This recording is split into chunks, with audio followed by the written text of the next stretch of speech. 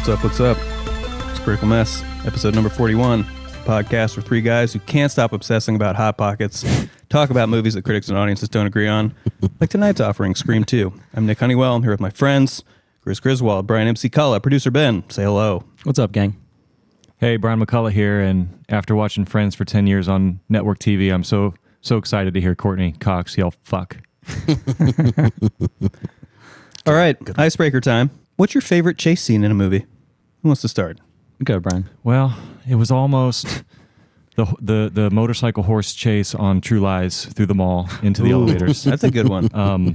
But just barely beating that is Casino Royale. Great James choice. Bond, Yep. the parkour stuff, the difference between the real nimble guy who's like jumping through all the crevices and then you just got Daniel Craig just busting through walls. I love the dichotomy betwing those two. So Great I think choice. that's the more well-paced one. Ooh, that's good. I got to go with, it involves a car. So it's the Nick Cage, Gone in 60 Seconds, as he's driving away from and getting that car, that Mustang, that beautiful green Mustang GT. Is that the one he's after? He's got his eye on the whole movie or something? Like, yeah, he's been watching the whole time. Isn't it Eleanor? like a name? Yeah, Eleanor. Yeah. You got to remember these. Yeah. I'll have to revisit that. Oh, it's so good. All right. It's interesting. Yes, yeah. I'm going... I got to give a couple answers because I get more time to think about this because I come up with the icebreaker. But one is just almost the whole movie that's a chase. I don't know if I can pick a particular part. Apocalypto, I think, is an amazing movie. Maybe kind of the waterfall jump is maybe one of the sort of apex parts of the chasing that happens in that film. Really good movie. The other one, here's my sleeper. A movie with Robert De Niro. You may or may not have seen, Ronin. I have, yeah. It's got a couple of car chase. it's got one really good car like a BMW chase or something. It's like a 535i, I believe. And then there's an Audi. I think there's an Audi S8 as well. There's some hard hitting like collisions. I feel like I remember. Yeah, it's kind of I don't know if it's underrated. I mean, people kind of know about it, but it's a great chase scene from a movie that's kind of a little bit lesser known. Yeah. All right. We're going to spoil the movie we're talking about here tonight, and we recommend you might watch the movie along with us, perhaps, as we're watching the movie as we do the podcast. And this is one of those movies that can definitely be spoiled. So, Yes. fair warning. It has been out for a while. It is from the year of our Lord 1997. It's a bit of a slasher, a bit of a thriller, Bit of a whodunit. bit of a whodunit. Yes, and it is called Scream 2. Two Windsor College students were murdered last night during a sneak preview of the new movie Stab. It's starting again, Randy. This has nothing to do with us. Randy, a guy in a ghost mask hacked up two people in a movie theater telling our life story. Hi, Gail Weathers, author of the Woodsboro murders.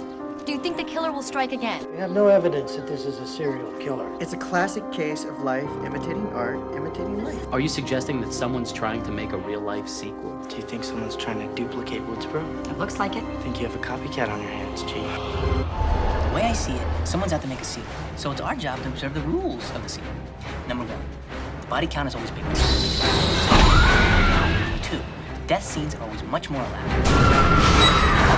You just want to sit here and wait and see who drops next? I'm not interrupting anything, am I?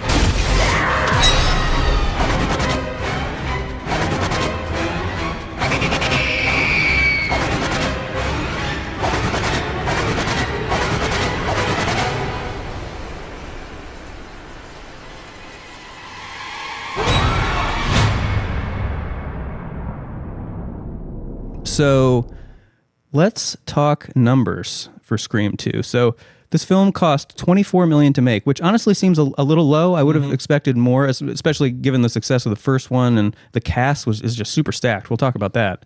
What's the year? 97? 97. Okay. Yes. 14 mil in 97. 24 mil. 24 mil. Yes. 97. Yes. How far after Scream 1 was it? 1 year. 1 year? Yep. Okay. They knew right away. 96, they were like, 97. We're doing a sequel. Can you imagine just like as soon as release happens, you're just immediately back They into probably the got a production? green light just on on predictions, like It's on insane. forecasts before it even came out. Yeah. I wonder when they got the green light. So horror is kind of a famously cheap genre to produce, I guess, which is certainly part of it. But anyways, raked in 172. So that's Wow. a hit. Yeah. That's a hit. And Big then there were margin. 5 more Screams after that. Yeah. That's it? Lots of screaming. I think so. Less than I thought. Yeah. So directed by one Wes Craven. Certainly one of the godfathers of the horror genre and kind of the slasher genre, I would say in particular. He's probably best known, I guess it would be Nightmare on Elm Street, kind of the whole franchise. I think he wrote and directed the first movie. He also worked on a couple of the other ones, the third film and seventh film he worked on in that series. Scream movies, of course, he directed the first 4. Also did stuff like Last House on the Left, if you've seen that. The original Hills Have Eyes. And Swamp Thing. I don't know if anyone's seen Swamp Thing. No. Yeah? Nope. No. I haven't either. I'd like to. That's horror is probably horror and musicals probably my weakest 2 genres as far as amount that I've seen. So we lost Wes Craven in 2015. He was 76. Interesting note about Wes Craven. Got to start directing porn. Makes sense. That really makes sense, yeah. Not And only yet, that, we did not see Heather Graham nude. Come on. All right. not only Missed that, opportunity. he was allegedly involved in the production of Deep Throat in some way. So kind of the most legendary porn of all time. Yeah, man, that's some pedigree. So he probably was maybe involved with the editing or something like that, but no one really knows. Key grip. So anyways, the moral of the story here, Not that kind of grip, man. Different grip. the moral of the story here, guys, is he definitely enjoys creating movies about people getting poked. So Sure. One way or another. Yeah. anyway. So who's in Scream 2? Well, let me tell you. Anybody who Who's was not- anybody in Who's 1992. not in So Scream 2? Great cast. here we go. Let me take a deep breath here. We got a long list. So we got Neve Campbell, David Arquette, Courtney Cox, Sarah Michelle Gellar, Jamie Kennedy, Laura Metcalf, Elise Neal, Jerry O'Connell, Timothy Olyphant, Jada Pinkett, Liev Schreiber, Louis Arquette, Omar Epps, Heather Grand, Portia de Rossi, Joshua Jackson, Luke Wilson, Tori Spelling. Holy shit. Yeah. Luke Wilson. Luke Wilson. An early Luke Wilson. Yeah. That's before Early. Bottle Rocket, isn't it? Close. Close. Yeah, 97? pretty close. Side note, did you think it was funny how Jamie Kennedy, what's his name? Yeah. Randy? Randy. Yep. Did you think it was funny how he was like, oh, Tori Spelling gets to play Sydney, but some no-name schmuck plays me, and it's Luke Wilson? It's Luke It's Wilson. like, Yeah. most famous. That's funny. Bottle Rocket came out in 96. Ah, shit. Oh, man. So this might be more stacked than Wet Hot American Summer. Yeah, I think so. Yeah, there's like 20 people in this movie you may have heard of. I so. forgot Heather Graham was the Drew Barrymore actress in Stab. Jada Pinkett. It's pretty cool. Yeah, Omar. that does the number of people in the cast also does help with budget because you're paying far more people less for screen time, so you're not sharing screen with 2 people to share the budget like Sure. the majority of the budget. So Sure. All right, quick refresher about our criteria for the movies we talk about. So movies got to be fresh with audiences and rotten with critics or vice versa on Rotten Tomatoes. And the disparity needs to be like 20% or so. So Rotten Tomatoes, Scream 2, 81% with critics. So high score with critics, 58% with audiences. So we got a little bit of a gap here, not huge, but just to, I have to say this. Sure. 81, 58, right? But if you look at top critics, it's a 90, wow. 58. And there's more. But the out of 10 rating for both the top critics and all critics is lower than the out of 10 rating for the audience. So this movie has a Interesting. 6.8 out of 10 with critics and a 7.0 out of 10 for audience. Interesting. So audience has a higher average on it, but way less universal just embracing of it. Sure. We're going to get into that. Yeah, none of we this are. makes sense. Yeah, it doesn't make any sense. Well, let's talk about it. I think we should start with kind of our first exposure to this film. So yeah, guys, when did you first see it? How many times have you seen it over the years? 97, I would have been just barely a preteen teen. So it was probably one of those movies I snuck into at the Lowe's Theater off 86th Street to go check out. Ooh, So- I like that you called out which theater you Yeah. saw that. Nice. I love it.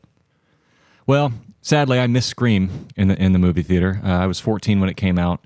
I did see it shortly thereafter from Blockbuster and instantly loved it. Just I still love Scream. So Scream 2, I took the opportunity, saw it in the theater. Literally did not watch it again in my entire life until 2 days ago. And then I watched it again today. Yeah, Brian, basically the same story as you, almost to a T, except for I watched it one time in between because I remember I think I watched every movie in the franchise like 10 years ago or something. When So- I was rewatching this, I couldn't remember if I had seen this or scary movie a whole bunch. Yeah. Because like, I kept calling him Dewey. Overlap. I kept calling him Dewey. And I think I've seen Scary Dude. Movie like 10 times, you know? So, anyway. Man.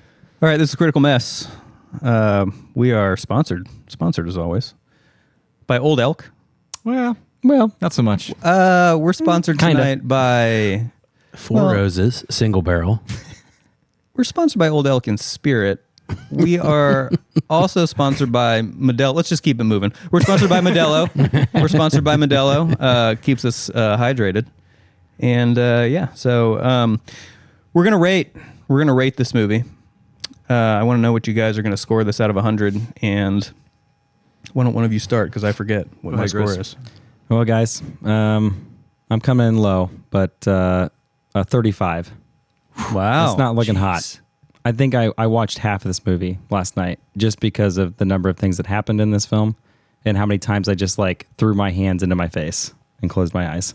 Like bad performance, bad writing, or like just a lot of things that would never happen, like unrealistic. Oh yeah, stuff. We've talked That was about this. more for me was the unrealism. Yeah, stuff. we've talked about this a lot. Like if a movie just feels unrealistic or it just takes me, like, it can take me out of the movie. And like every other scene was just like an inside joke or a weird wink at the camera. Like you might as well just look at the camera and just wink at it. So I just had a really hard time. I think actually that's one of the. And I know why people like it for that reason, but I got to say, it really hit. It really came off well, the meta of this movie, the self-awareness of it. And I say that because I think that, along with obviously Ghostface Killer being the same killer as Scream, I think that the strongest thing that made Scream what it is stand out and be something fresh is the meta aspect of it, how it was analyzing scary movies in and of itself, and it was a scary movie. Would have been different if it was a comedy or something analyzing scary movies, but it was a very interesting self-referential thing. And Scream 2, I think, followed suit. And I love that Scream 2 said, let's analyze sequels. Let's have a movie and let's talk about that movie having a sequel. And we're talking about why sequels are better or worse than the originals. And it is itself a sequel. And I think they nailed it. I think it hit. I give it a lot of credence for that. I love that they brought back most of the cast. I hate when they just bring back a different cast. You know, it's like, yes, bring them back, tell their story. It's the next year. You know, it's college now instead of high school. It's a fresh venue, but it's kind of the same idea. Bunch of people together in a small, community of people. I thought the story was great. I liked the vibe a lot. There's a lot I didn't like about it. In Flip the Script, I'll say the one thing that was the biggest downfall for me. But all that to say, I'm going to give it a 65. Which is in my, I'm not going to say it's in the low end of my good. So I'm going to say it's a very soft, good movie. Brian, you and I are, finishing our Modelos? like-minded, smart people. Oh, jeez. No, we're pretty close. I'm giving it a 70. Oh, okay. Damn, guys. I think first of all, what you said about the meta, I love that. It was so much fun and smart the way it did. It did a lot of it, but I felt like it didn't overdo it. Yeah. Didn't overstay its welcome. It could have way overdone it. You're right. Yeah. So really love that. And I think on top of that, it was just a good slasher film. Not a great one, not one of the best, but solid plus that meta on top of it equals a 70. A pretty good horror movie for me. Yeah. Yep. Yeah, you're wrong. It's okay. And that's tough for me because I can see exactly why you all said all these things. I get it. I fully understand that. I feel like I'm notably a sequel hater. It's somewhat I just overdo it. Like if it's a sequel, I'm already coming from a posture of I hate it, and I'm trying to not do that as much. And so I was proud of myself that I didn't just hate this movie for being a sequel. So yeah. You didn't see that big number 2 in red. That didn't distract you at all? It did distract me. Yeah. Like, oh, this is going to suck. It didn't. So this is Critical Mess. What we do on Critical Mess is we talk about why the critics and the audience do not agree on films. So let's talk about it, Brian. Well, this is a doozy. Okay, I think we really have to figure out how to analyze this whole aspect of 81% and 90% of top critics, but 81% of critics said this is a good movie. Okay, only 58% of audience. Yeah, 58% of audience. So we have to think about it that way. 81%. It's not an 8 out of 10. It's an 81%. So I think critics generally we're not polarized into hating or loving this movie. and then giving it a 6.8 out of 10. That's fairly good for critics. And then audience, half of the people who saw this movie said that was a good movie, but the ones who did all gave it 5 stars. So this is a good movie, and it's the best movie I've ever seen, and it's the best sequel I've ever seen. And there's tons of, I mean, you scrolled through them. Yep. I didn't really pick any of them out because first of all, it was none of them I could really make fun of, and that's what I like to do. But they were all just like, You're a terrible person. They were all, well, and Ben, you asked a great question when you first got here. You said, "Was this a comedy?" And it's like there was a bunch of comments going, "This is the funniest 2 hours I've ever seen. This is such a funny movie, super scary movie." A lot of them were like, I loved Scream, and this wasn't quite as good, but it was still like a 4.5 out of 5. So these are audience reviews. So that being said, it's hard to analyze it, but we can look at the consensus and we can look at what some of the top critics said, and then make our own judgment calls here. But I think the consensus is, as with the first film, Scream 2 is a gleeful takedown of scary movie conventions that manages to poke fun at terrible horror sequels without falling victim to the same fate. And that's kind of what we talked about, Nick. With the meta aspect, but it not being a bad movie itself. Lisa Allspector, Chicago Reader. If you liked Scream, there's no reason you shouldn't like this sequel. How similar was Scream to Scream 2 to you guys?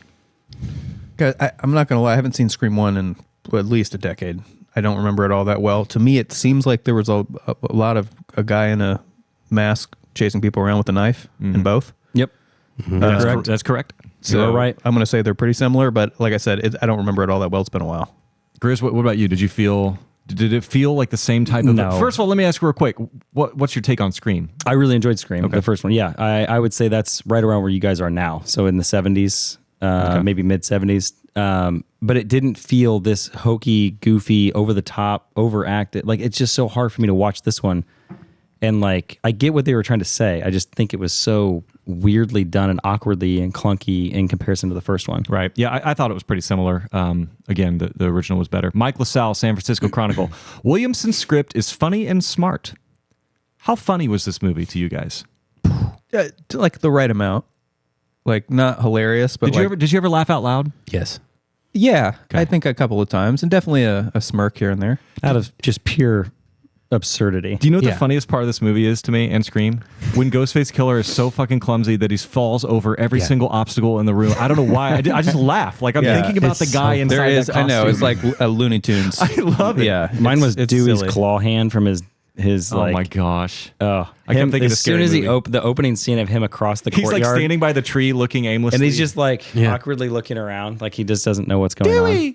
And mine was one time when he runs off and there's just a wide shot of him just running off. Chris Nashawati, Entertainment Weekly. The rest of the cast and disposable archetypes deadpanned about why sequels suck.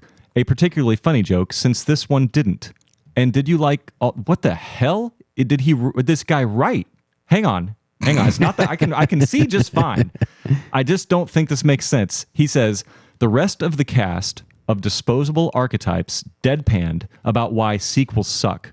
A particularly funny joke since this one didn't. Yeah.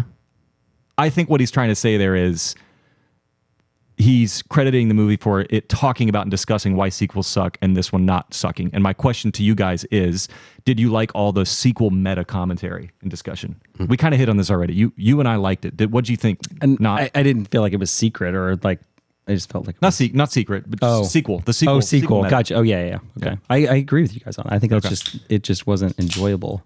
So that probably was one of the strongest things critics are calling out. Yeah. And then the last one I'll read here is Derek Adams' Timeout.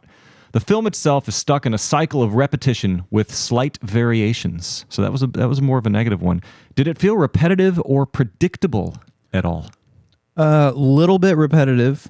Not. I thought the predictability wasn't all that predictable. I thought it was pretty good with that. Yeah. Did you predict the killer? You know what's funny one of them? is I the moment I both saw of them. Did you get both of them? Almost. Okay. Pretty close. The moment I saw the mom, I remembered. I was like, yeah, she's definitely the killer. But I forgot that old hitman Olyphant was the other killer. I kind of totally forgot about that. I completely forgot Olyphant was the killer. I predicted he was, and then you did. forgot that the mom was. Oh, funny. Did anyone think Trip McNeely was? Yeah, I did. Okay. Yeah. Oh, man, I was going to make that joke later. We'll cut his part out. We'll do it again. We'll do it again. We'll cut his part out in favor of yours. Wait, who's Trip? Trip McNeely. Jerry O'Connell. Yeah. I actually predicted him, but yeah. But you were wrong. Yeah. By the way, that gunshot wound he takes, that was pretty good. I don't think that was CGI. That was like a really well done squib. That was a good squib. Really good. Straight to the bare skin, not like a shirt or anything. I feel like it actually hurt him. Yeah. Oh, it had to have. I think the real squibs do kind of hurt. So I'll say lastly, it's to sum up the critics, it's just more of what made the original so good, continuing the fresh take on the genre that the original did so well. I think that's to me what critics were saying. Yep. Okay. I have a lot. I'm trying to sift through. My favorite was add a review, parentheses optional, 3.5 out of 5 stars. That was my favorite review out of a lot of these. And then a bunch of these where I hate the part where Randy dies, 3 out of 5. There were a handful of those that I scrolled through, and I went back 10 plus years of these reviews. So many were positive. They were 4, 4.5, 5 stars, and I have no idea how the rating got down that low overall. Which, by the way, that's really hard to do on Rotten Tomatoes because it doesn't have a pagination system where you can just go like 50 pages ago. You have to hit load more, and every time you hit it on the page, it takes longer and it crashes, and then it finally crashes. It's a terrible system. Yeah. So this one's a 2 out of 5. So a great example of a boring sequel that feels rushed, but there are some interesting moments for the film lovers. But I thought villains' intentions can get more stupid as you watch the film.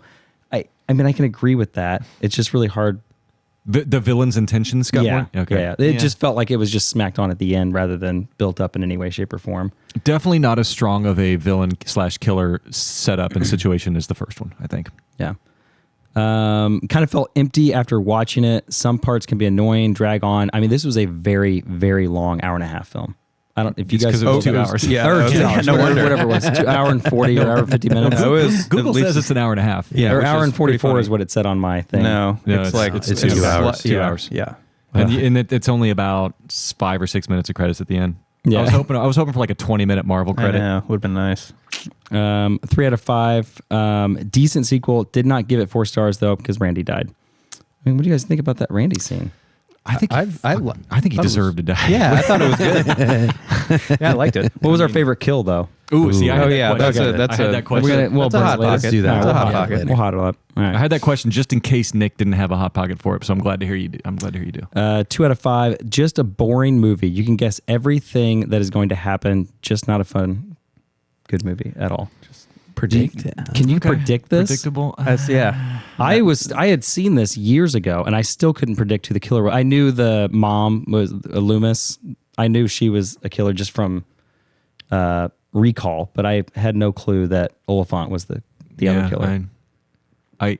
I got to say, I'm not good at predicting things in movies, though. The only movie I've ever predicted is The Village, and I didn't even know that it was a twist. That's the only movie that's ever happened to me, because I get so engrossed in the movies, and I'm living the movie, and I'm not trying to think, and I always get shocked by twists, which I love. So no, I didn't predict it, but I'm not a good litmus test for that.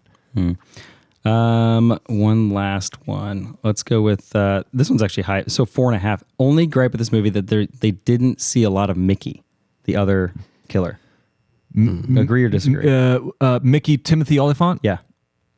I can always take more of him. I would have loved to have more screen time with him. Is it weird that his character felt super goofy and like theatrical, and then at the end he seemed like an absolute true psychopath? He turned into Matthew Lillard at the end. Yeah. They said give a Matthew Lillard performance from Scream, and he did exactly that. I wish I would have just seen little like glimpses of that. It was crazy. Yeah, he switched. Yeah, that was a little intense, but I wish I could have seen more of him. Yeah, I don't have any ones to read, but my sort of after reading about 10 or 20 pages of audience reviews, I would say they're saying it's not as good as the first one, is the general consensus. A few people said it was better. A lot of people said best sequel of all time, but they still didn't say it was better than the first one. And then, they said a lot of people said it was predictable, but then they said it was entertaining and funny. So I think maybe that's the reason for them giving it a 7 out of 10. Possibly, yeah. This is Critical Mess. Here with Brian, Gris, producer Ben.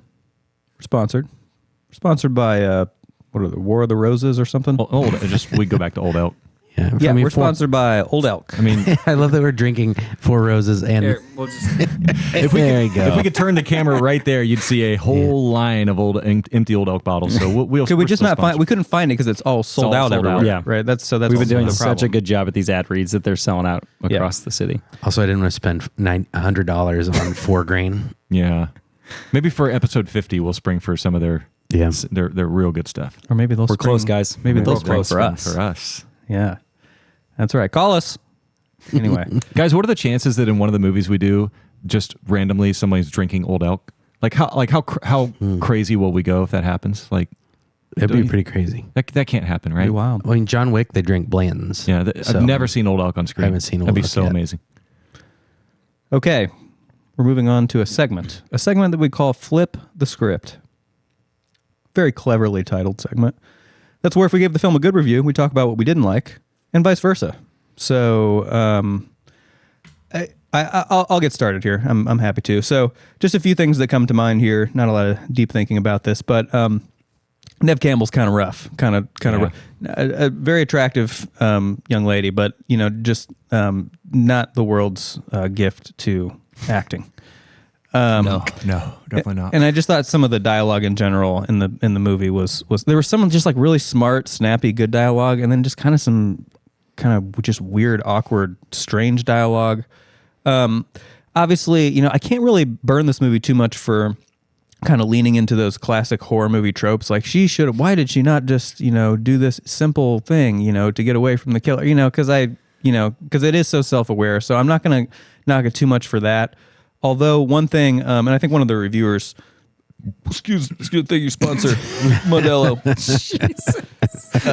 Yes, thank you, Modelo.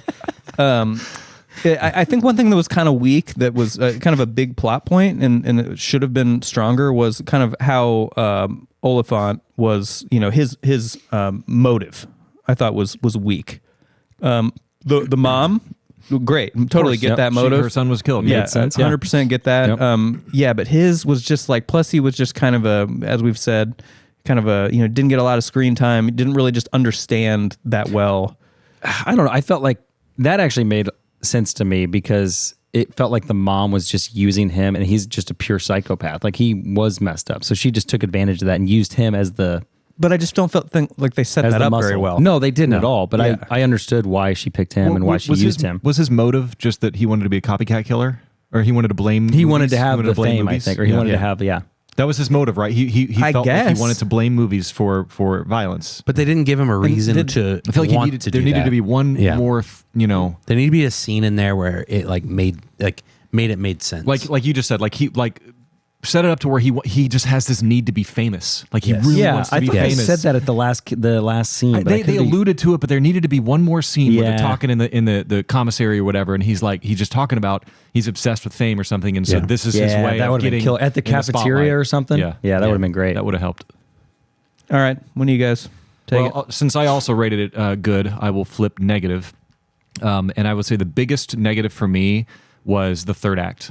Everything that took place in that like opera house theater area, and just again, I'm also not knocking this movie for like I don't like to knock horror movies for why did they do that, or why did she go upstairs instead of out, because number one, people freak out and do crazy things when they're under duress, so I don't know really what I would do, and number two, that's kind of not the whole point of it. That's not really the point of a horror movie. Now, if it's egregious and it's just committed a carnal sin, of course I'll call it out. But in this one, I feel like there was some egregiousness happening in the third act, and a couple of the things. The biggest thing was when Debbie Salt she's clearly going to kill Sidney, but she's pointing that gun at her and talking to her for like 10 minutes. Let's hot pocket that. Okay, we'll table that. We're going back. It felt like a parody. It felt like what they would do in a parody film.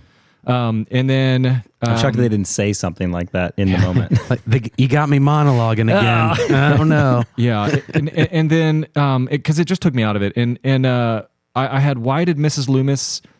Debbie Salt, Mrs. Loomis, we find out, why does she, when she's all the stuff's falling down and destroying and hurting her, why does she try to climb up the set that's actively being demolished? Why didn't she just turn around and walk out into the she's like climbs up this. There's too many scenes in this movie to go over. And then the last one is this is all third act clearly, but like, why did Sidney go to the theater at the end? What reason did she have to go to the also theater? Was gonna ask that. I know. Was zero like reason. got in the She car just wreck got and out then from the car wreck, she's traumatized. She she's climbs just across. The in killer's the- gone, and then Yeah. she goes all by herself at night. and then into she's this just like, theater. "Hello." Yeah. Hello? It's like what? So to There, me- yeah, okay. I feel like there had to be a scene where she had gotten a phone call from the other two that were already at the event, Yeah. like at the Like, place. she needed a reviewing reason to tape go or there for whatever. Yeah, there was safety. almost a scene Yeah. missing or Yeah. something. So again, somewhat lazy writing, third act, and that took probably 20 points off of this movie for me. So Yep. Gris? To flip it positive, guys, I thought the kills were actually pretty solid. I think overall, Good I mean, kills, they yeah. felt brutal. Like you could feel every stab. They felt sure real. could. The blood was great. Like the action was fun. Like every time he's on scene and he's killing somebody, outside of like the goofy falling over himself as he's chasing people. I mean, I found that funny, but it wasn't enough. And then the other one was the suspense. Like there were a couple scenes where you're like, oh yeah, I'm like on edge. Like when they're in the cop car and they're stuck in the back. Oh, that was a good set Like, piece. man, that was so good. Yeah. It was fantastic. I thought that was great. So there were a couple great set pieces. I think that like the whole setting of them on campus in college, you're playing with the dorm room, you're playing with the courtyard, you're playing with the theater, you're playing with the downtown area, the small town, college town kind of thing. Yes. Like all this, the sorority house, the like all these things, like that was great. I thought that was just beautiful. I mean, this case in point that what we're watching the scene now where Sarah Michelle Gellar, Cici or whatever, what's her name? Cici? Cici, yeah. Sure. She's in the sorority house all alone. This Yes. huge old house all alone. It's nighttime. There's parties happening on campus. Yep. She's watching Nosferatu. She's the designated stay home. on TV. Yeah. Nosferatu was a big call. And like it's just like, yes, this is the vibe I want. This is the suspense. So yeah. do you guys remember Cici's Pizza? Oh, yeah. of It's course. still, yeah. It's You can still think. I'm Yeah. sorry. Still a I'm thing. sorry. Do you remember Cici's Pizza next to the Galaxy like the Galaxy Pizza or the arcade? Like we used to go to those two places. There was a Galaxy arcade next to it off 86th Street. Wow. I thought it was like, wasn't that like where Qzar was? Yeah, maybe. It was an arcade next to the Cici's Pizza. I remember that. Man. I feel like this is a conversation we would have had we during used to be a Madam Web. proper nation. So Cici's is still around then. Yeah. Yeah. Okay. It's the buffet place where you make your own Me and pizza, Ben right? go to Cici's We Pizza don't every make Tuesday Tuesday pizza. afternoon. It's just they just Take a toss piece of pizza. whatever yeah, kind it's you just- want. Yeah. And they had that dessert pizza. Remember that? Cinnamon sugar. With the cinnamon sugar. Oh, and they drizzle. also had the chocolate. Oh, yeah. Yeah. They had the macaroni pizza, too. Oh yeah. Ooh, and the white cheese pizza. Oh goodness. We're getting. I'm hungry. I'm really hungry now. Should we get to Hot Pocket get quick? to Okay, yeah, we need to go. All right, sorry. New segment. Is it still fair to It's our call it newest new? segment. It's our Newest segment. newest. That's the better word. Newest segment. It's called Marquee Mess. It's the segment where where we rename the film motherfucker. So, all right. Who wants to rename this film? I will. Oh, go for it. Leave It to Cleaver. Trip McNeely goes to college. Nice. Nice. That's good. Ghostface goes Greek. Yeah, that's good. Yep. Like that. Sticky situations. How many times have you used that? Like every I love time. it. Debbie's salty. Yes. Ghostface strikes back. A little play on the sequel. I like it. Yeah? That's a yes. like ESP. that? Very good. There you go. It took me a minute. I was nodding because I felt like I was supposed to get it. Then it slowly hit. but surely. Okay. I got a better one for you. Okay. Oh, good. How about Making the Cut? Yeah. The movie. Yeah. Making the cut. I had a knife at a gunfight. Murder on the Quad. I don't know about this one, but Sliver Me Timbers. I like that one. Thank you. That's really nice. Our copywriter, everyone. Yep. I lost my email that I had pulled up. Oh my God. Oh no. Did I just delete it? What the heck just happened? Old man yells All at right, his phone. this one's for Brian. You ready? Yeah, I'm here. I'm listening. I'm with you. I'm halfway with you. No kissing the killer. Yeah, true. I liked it. A lot of mine. I understand. I've got some cliches going here, but that's okay. Stick with it. It just completely disappeared. Just gone. iPhone 8 Plus. Maybe I need to update. What are we up to? 16 now? 16 just That's came. my- 16 just got literally That's my announced fault. yesterday. Yeah, That's what I that'll get. date our episode. That's really what I get. So my next one is, wait for it, The Clumsiest Killer. All K's. Glad we waited. Yes, all K's. Not worth it. Is that Slice of Life? Sorry. Good. That was my last one. Ghostface Reloaded. Matrix Reloaded. There he goes. Slice of life. I like that. Now it's like, that should have been Cici's Pizza's motto. I have Screamquel. Okay. Nice. Not bad. Just poking around.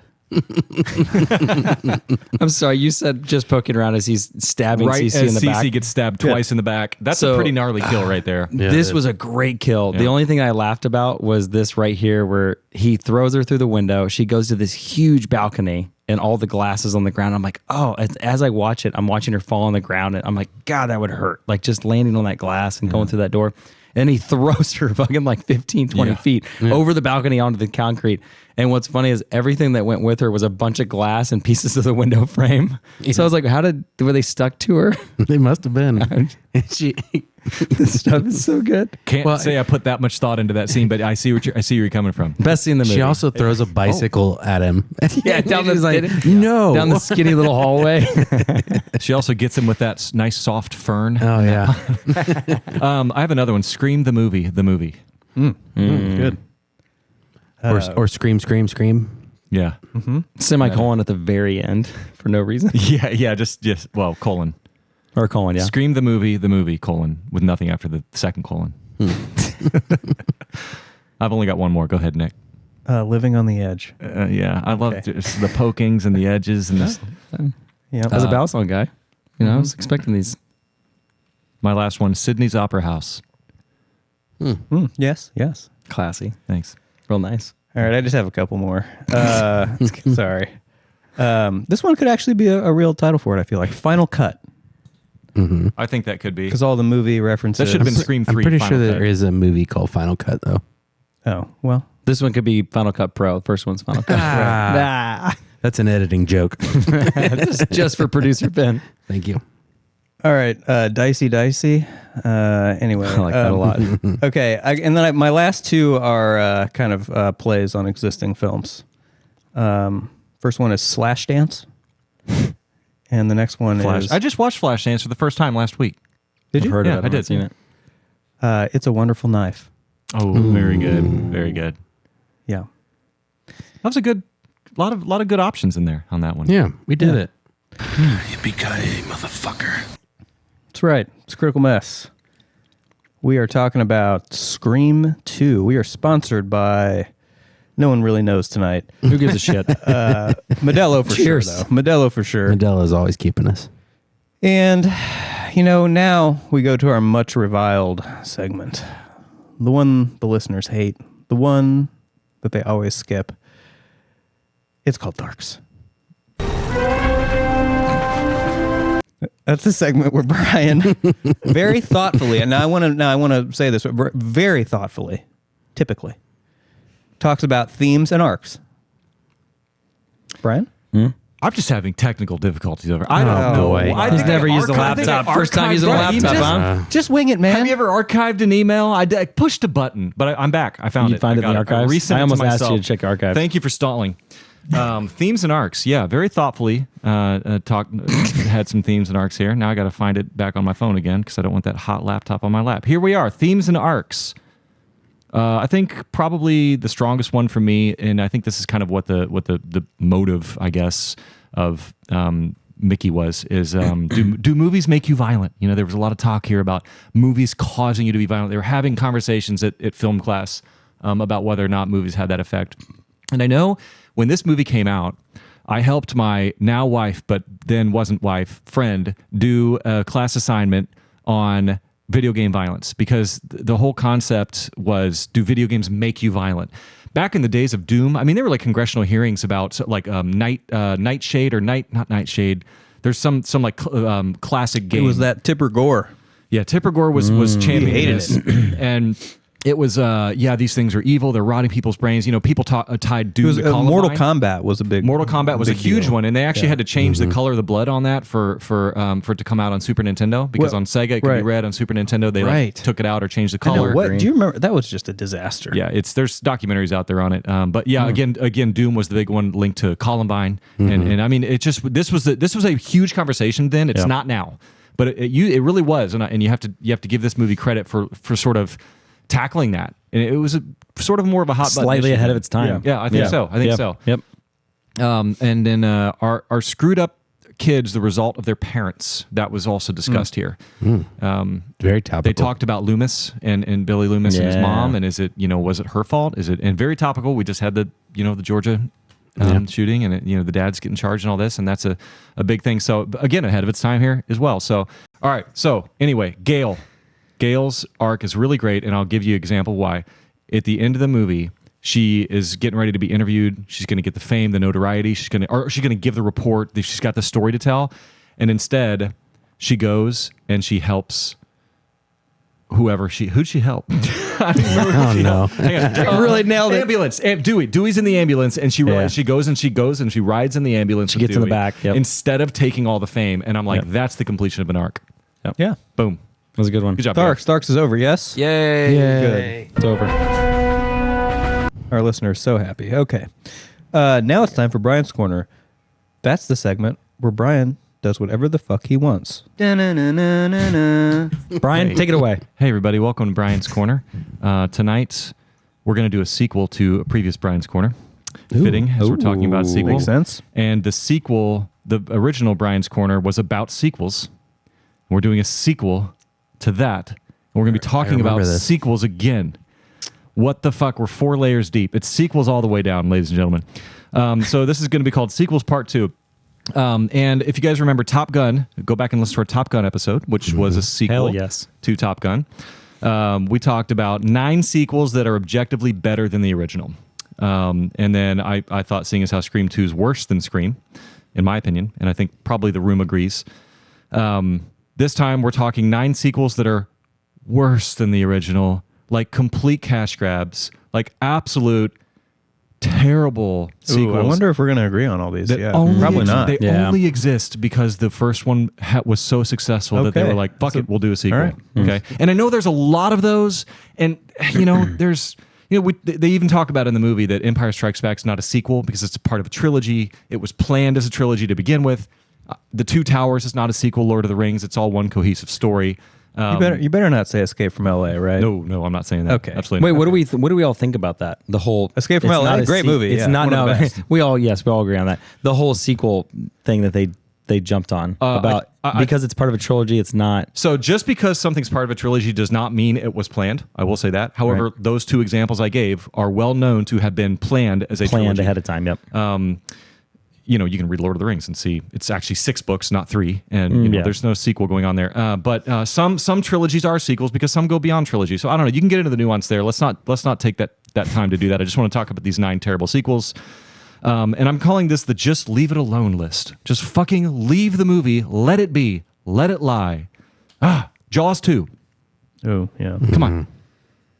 Nope. Yeah. No other words necessary. It's bad. Nope. The Karate Kid Part 2.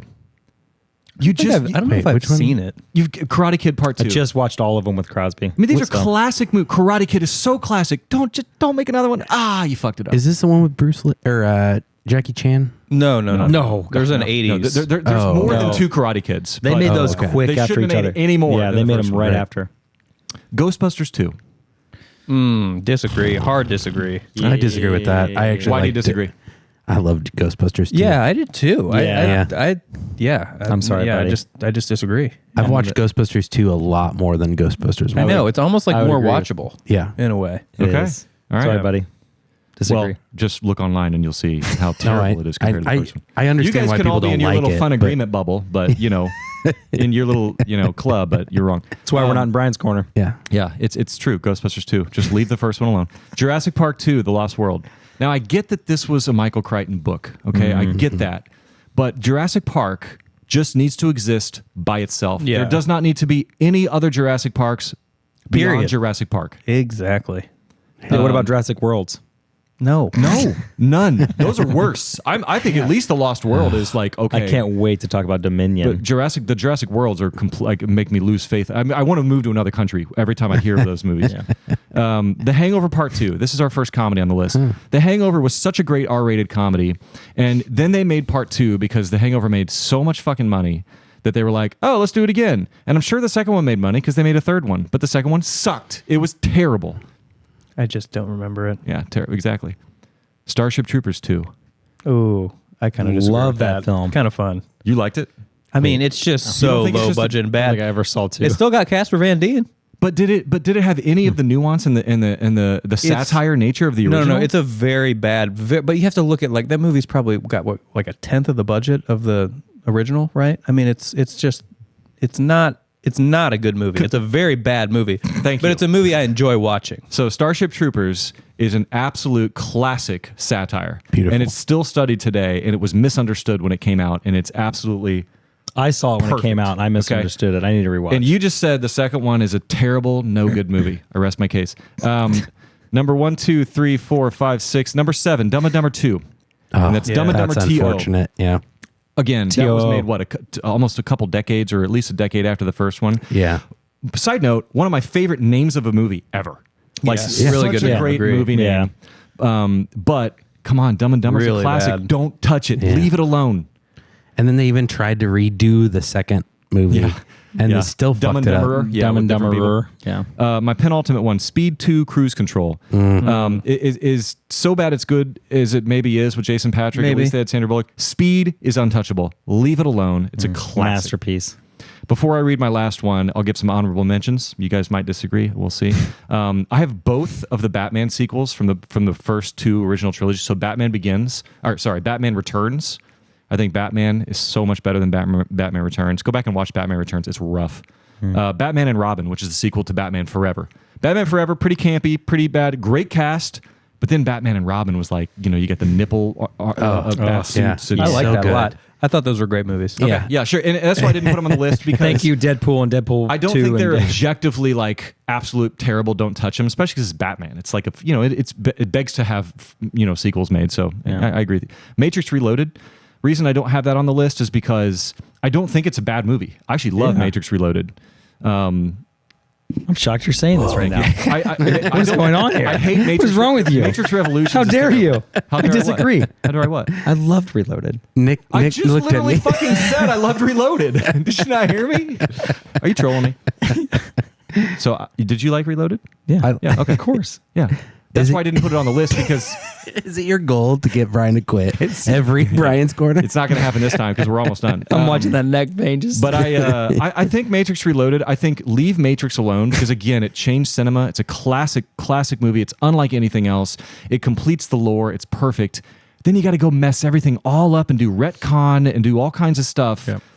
Again, liked the movie a lot, but just Buckle leave your it. seatbelt, Dorothy, because Kansas is going bye-bye. Nice. And then Paranormal Activity 2, leave Paranormal Activity alone. I get it's a horror movie. They all do franchise stuff. Leave the first one alone is perfect. Exorcist 2, I think Exorcist made so much money that they went, make more. And they made more. Caddyshack 2, again, just Caddyshack was great. Leave it alone. Too. And then my last honorable mention, Blues Brothers 2000. I don't have that on the list because I haven't seen it, but I don't think you can recast John Belushi, and I think Blues Brothers is so beloved. I don't really care didn't even about know it. they made a sequel to But that. there's a sequel with John Goodman and Dan Aykroyd that came out in like 98, it's like 10 years later or something. Yeesh. All right, that leads up to my final. Go ahead, Ben. Well, I was going to say Independence Day. Independence Day. ID4. ID4. Yeah. The second one. No good. I never saw it. Real bad. I've got one other big one. Yeah, throw them out. That calls back to one of our earlier episodes, Blair Witch 2. Yeah.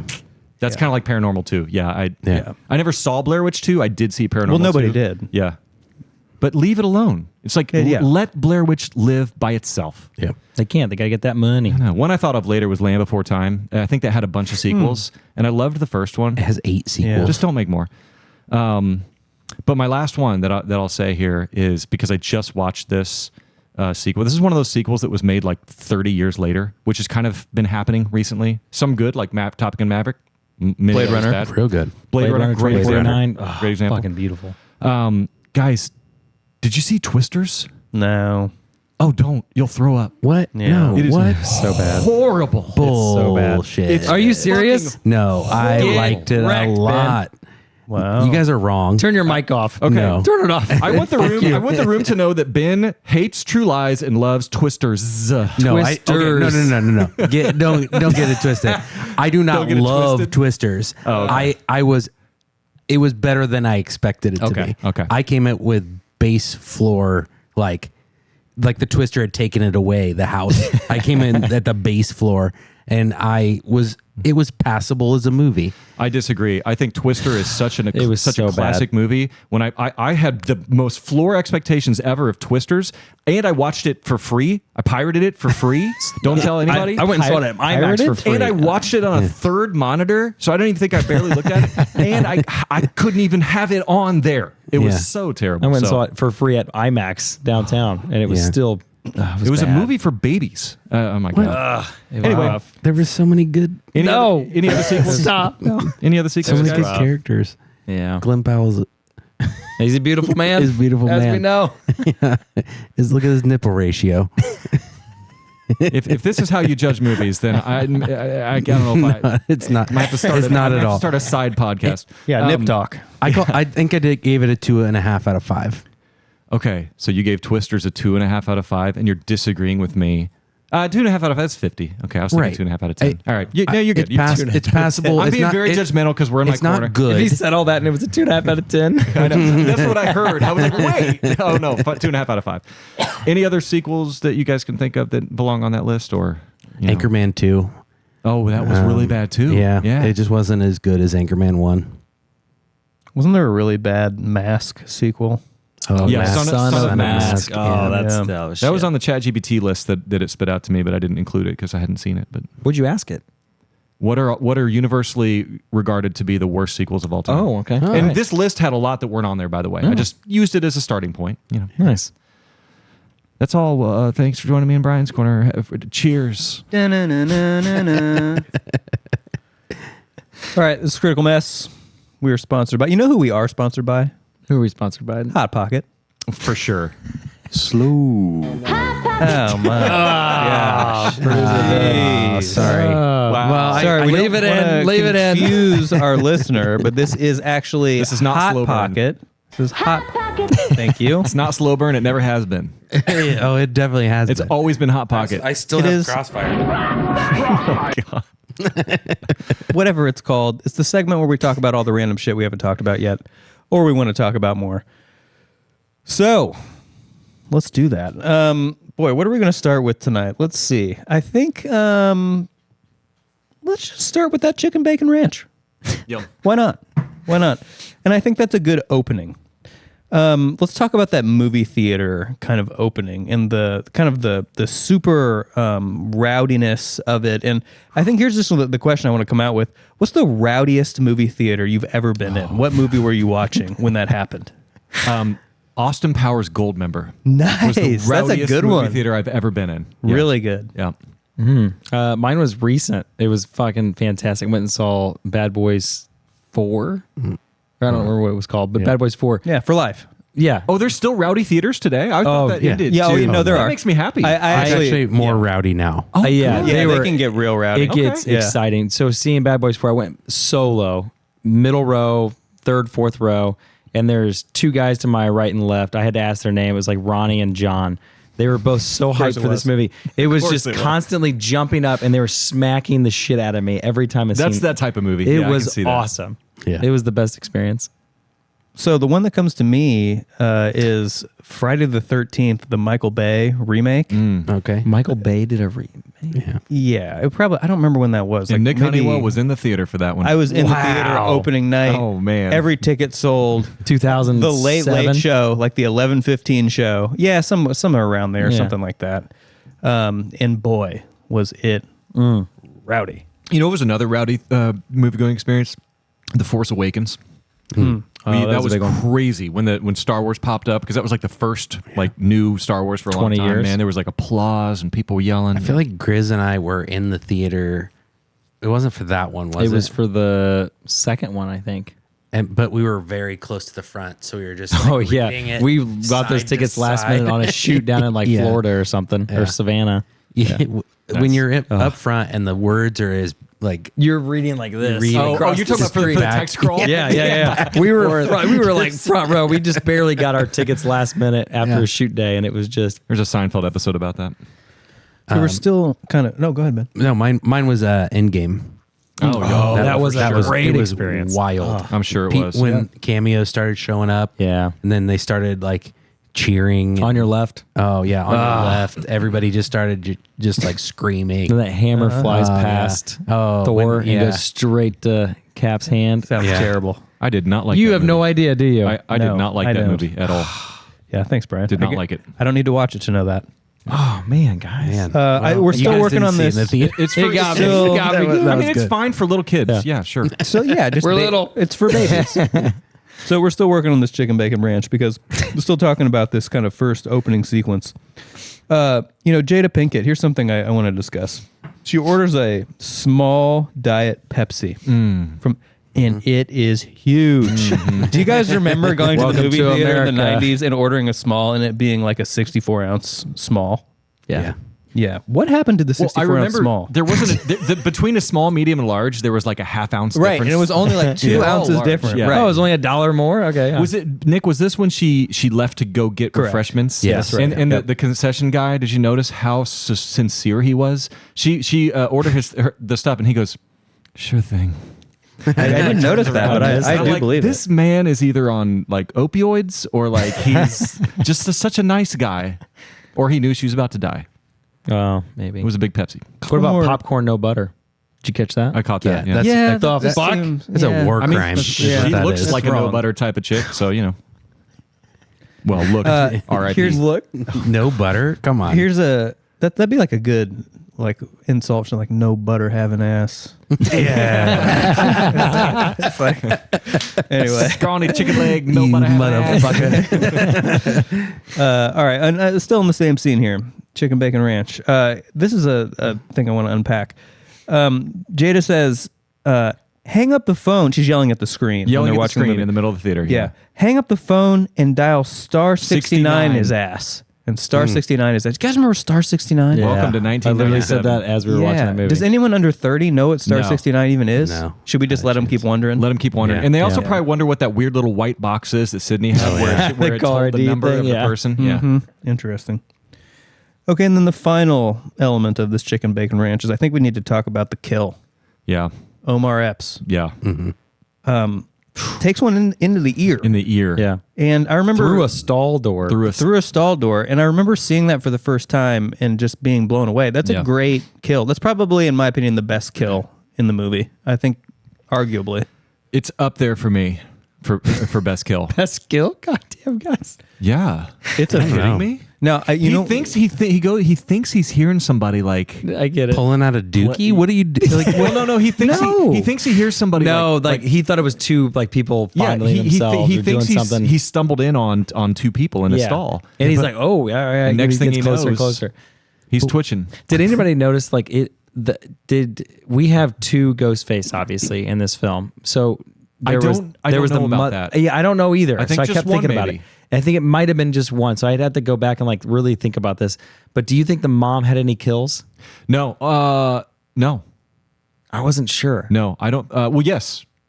She shot Well, outside at the end. Yeah, Like, I in think- Ghostface in mask, do you think she had any kills? for my reading of the movie, watching of the movie is that that Ghostface Killer was 100% Mickey. Okay. And including at the theater because, he's calling out these people by the same last So names the or mom same is first names. strictly using him as a pawn, like I was talking about and then earlier. she comes Okay. out at the end and Yeah. So I only I could be asked that- wrong, but that's my I only asked that because in a lot of the kill scenes, the murderer uses his left hand. And I was waiting to see Mickey use his left hand in some way, shape, or form. Ooh, man, you are observant. Yeah, because in the stall he uses his left, and I was like, damn, that's a strong left Interesting. hand. And then he kills her in the theater with the left. And Yeah. This is a deep hot pocket. Is this ranch blasted? I think Not yet, no. stumbled upon we accidentally ranch blasted the chicken bacon we didn't- ranch, motherfucker. This is ranch on we ranch. blasted the ranch on ranch violence. We did it. Yes, ranch on ranch.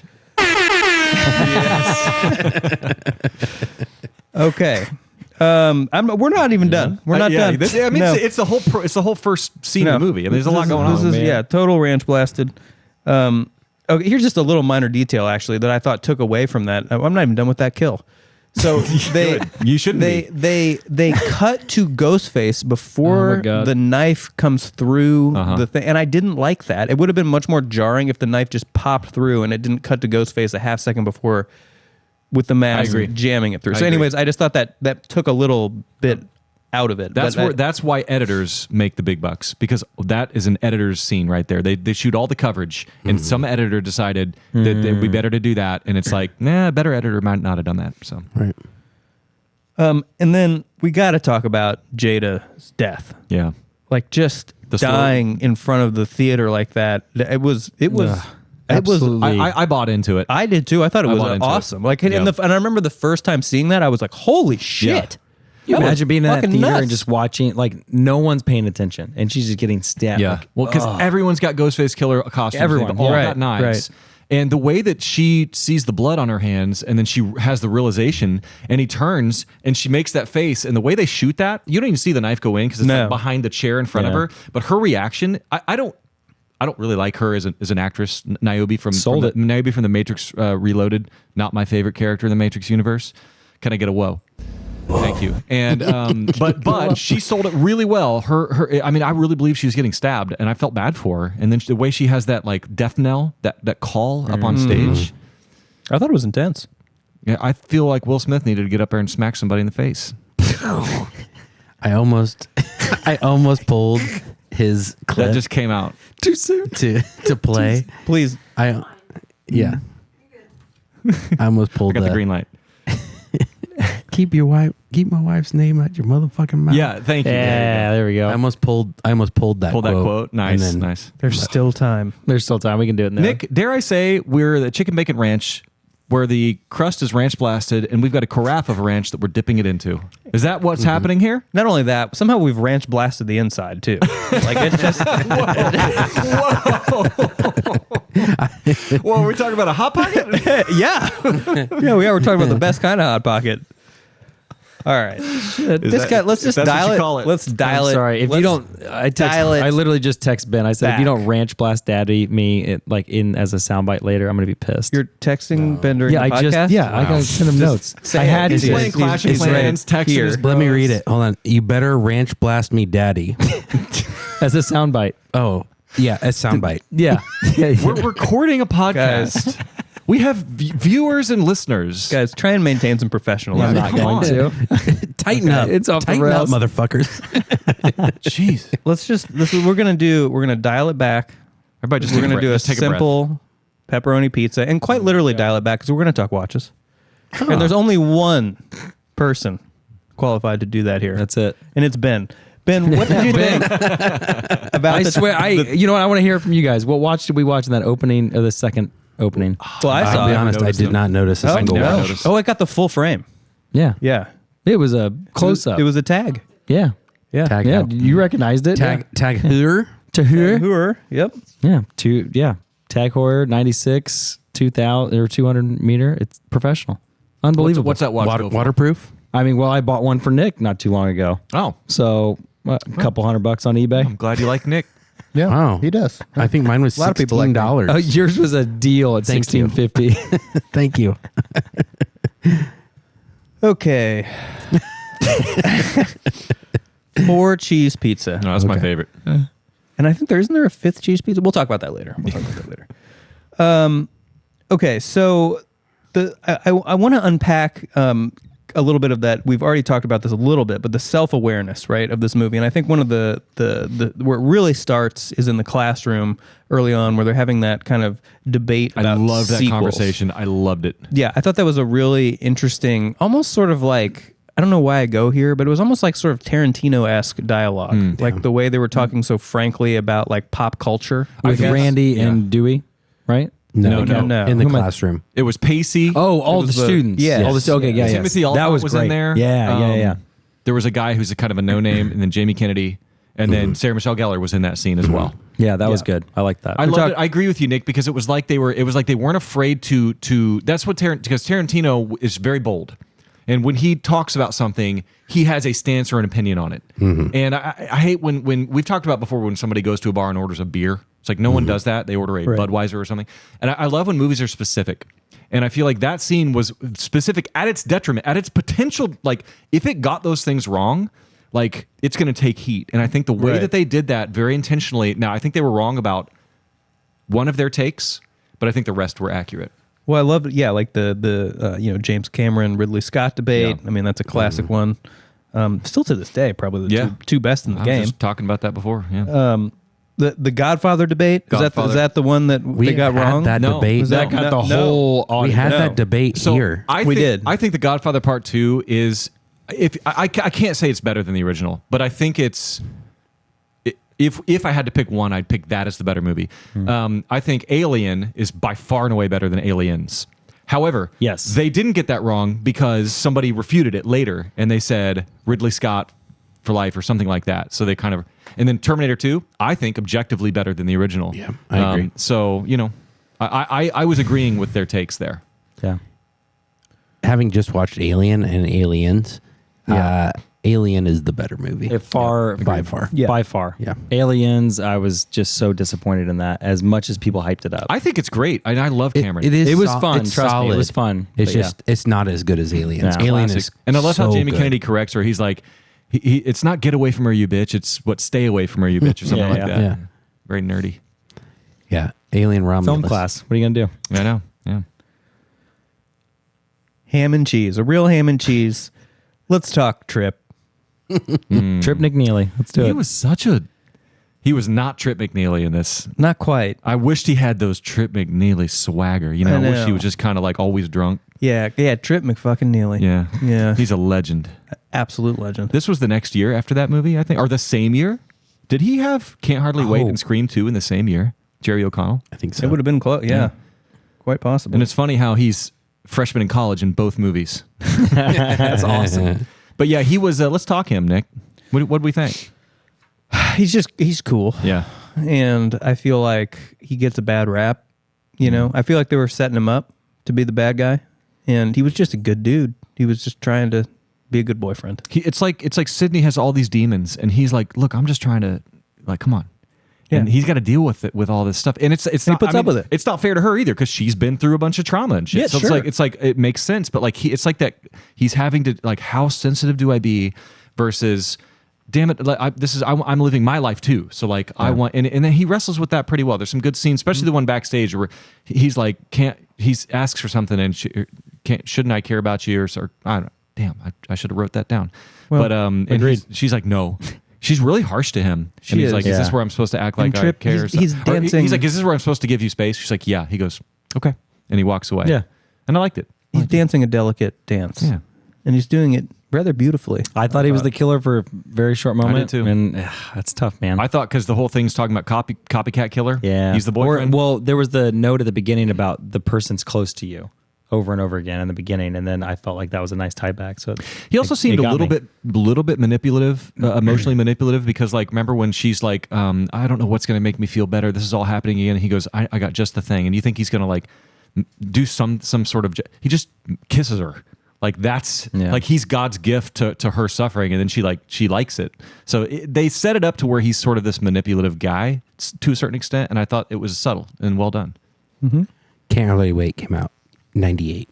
The next year. So this is after he's been in college for a little bit. Okay, that makes sense. He's kind of a little bit more grizzled, little more frat guy. Yeah. After that, makes sense. Right. That adds up. Yeah. Let's go for that sweet, sweet secret barbecue recipe from Hot Pocket. Wow. They got a secret barbecue recipe? Barbecue beef. Mm-hmm. Ooh, yes. It's an old secret. It's like one grandma made it. Mm-hmm. The first Hot Pocket. It was back in 1812. The first Hot Pocket. Handmade. It was during the War of 1812, actually. Yeah. Yeah. It was like in an old repurposed blacksmith shop. Yeah. Old Grandma Meemaw. Made that Hot Pocket. She goes, it's hot and it's shaped like a pocket. And it was that savory barbecue beef. Come here and taste this, young lad. What do you think of this croissant? No croissants. Have we jumped the shark? We're not into croissants yet. She became creepy. How? A little bit.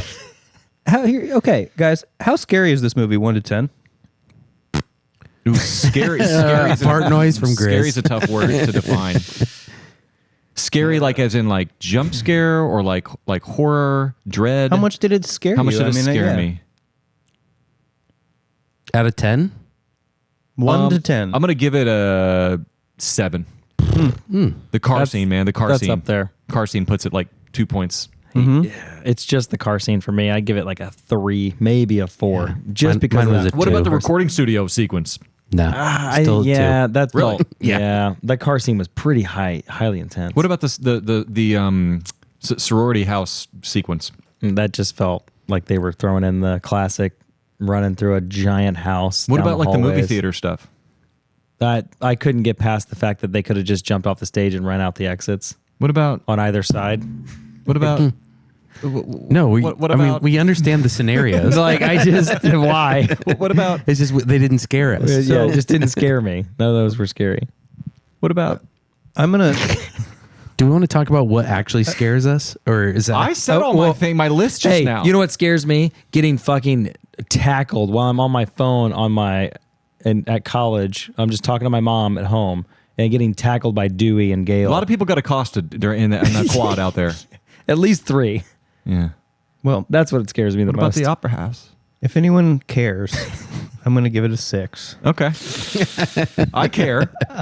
And I want to say something that held it back a little bit was I thought we got too much killer on screen. One of the things that makes like Halloween like man. such Yeah. a classic is just there's just enough Michael Myers, and there's a lot of kind of running around with a knife.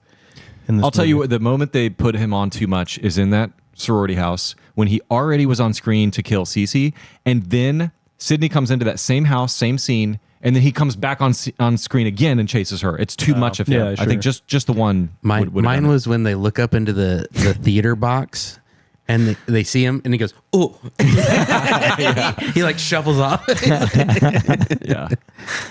We're in kind of a Sarah Michelle Gellar kick, aren't we? Yeah. Yeah. Two Back to back. Is that Cruel Intentions? Cruel right? Intentions. Go back and listen to Cruel Intentions, everybody. Is that a watch? Is that a YouTube? What's our first Cruel YouTube? Intentions is on YouTube. Cruel It's our Intentions, first one on YouTube. YouTube. That's right. Yeah. Followed by what's our next one on No, YouTube? we'd rather forget that. The Notebook. Okay. Check it out. Philly steak and cheese. Right? Why not? Real classy. Why not? Brian, this one's for you. I want to talk jump scares because I know that's something that kind of gets your goat from time to time. Yeah. There were a few cheap ones here. I want to kind of talk about your jump scare sort of rating for this film. Were they fair? Were they unfair? Too many? Just enough? None of them were anything to write home about. And I feel like there was probably, I don't know, 3 or 4 too many in this. I think a good movie, a good horror movie that's sort of relying on sort of that adrenaline factor should have no more than 3 jump scares. And this one probably had 6 or 7. Yeah, it wasn't super overkill. It wasn't overkill though. It was the van. Mickey Randy gets killed in the van. That's a jump scare. You've got he's in the recording studio behind the glass and she like jumps. That's a jump scare. You've got I mean there's a few too many in this. Yeah, to flip the script, I don't think they were egregious in any way, shape, or form. I don't either. I don't remember that many where I was like, oh, geez, like another I will one. say this: they never had a false jump scare that I can Oh, recall. yeah. and that's what I Sound, hate. yeah. That's what I hate. Yep. They were all at least things that would scare you. I also do like that in the car when she's climbing over that they don't make that the thing. I did. Yeah, totally. that they wait. Yeah, I think that was. They just drew that out. Yeah, That was great. That was totally very going to good. bring that. I think up. I remember one that was a false. Super on it though. Yeah, I agree. When That was smart. Cici was in the sorority house and her friend jumped out of the closet. They had a loud noise that just added to it. Yeah, I think you're that right. was the only one that I can recall. But yeah, not egregious. I thought it was I was great. going to say the horn honking in the car was a false one, but it wasn't because the whole idea there is they're trying to be super quiet. Right. And when you're trying to be super quiet and then you make a really loud noise, that's scary. Hey, have you ever accidentally honked your horn in the worst? Yeah. There should be a horn for "I'm sorry, I didn't mean to honk just now." Like a sound for that. I know, just kind of Because there's been times when I've honked and I've been like, I don't know what to do. Yeah, they should also make a friendly horn where you're like, I'm not mad at you. I just want you to know that the light. Yeah, like There's a no thank like you horn. little tap. There's You know, just, Like when someone turns right on red, I want to be like, thank you. Yeah. You know? Yeah. Glad we A polite about horn. this. Yeah. a polite horn. They should make that. Is there not one in Tesla? In your Tesla? In my They don't have one in my your Tesla? my toaster? yeah. In your toaster? Is there In not your one? toaster. I've got a toaster horn. You guys You have can a toaster horn? upload sounds to your horn, Yeah. right? Yeah. Yeah, the Tesla can do all the sounds. Yeah. Perfect. Sadly, I just have the default. So let's meatball mozzarella for just a line of dialogue, but I think a kind of a profound line of dialogue I want to unpack a little bit, and it's from our killer, Olyphant. He says, "Ewoks, they blow." They do. I agree with him. Is that 100%. why he started slashing people? I think he got so mad that the Ewoks were in Return of the Jedi that he's he was just like, I watching can't Return of the Jedi over and over and over. Because that's the again. worst part of Return of the Jedi. Let's be honest. Yeah, and then he just goes on a Fuck murder those spree. Ewoks.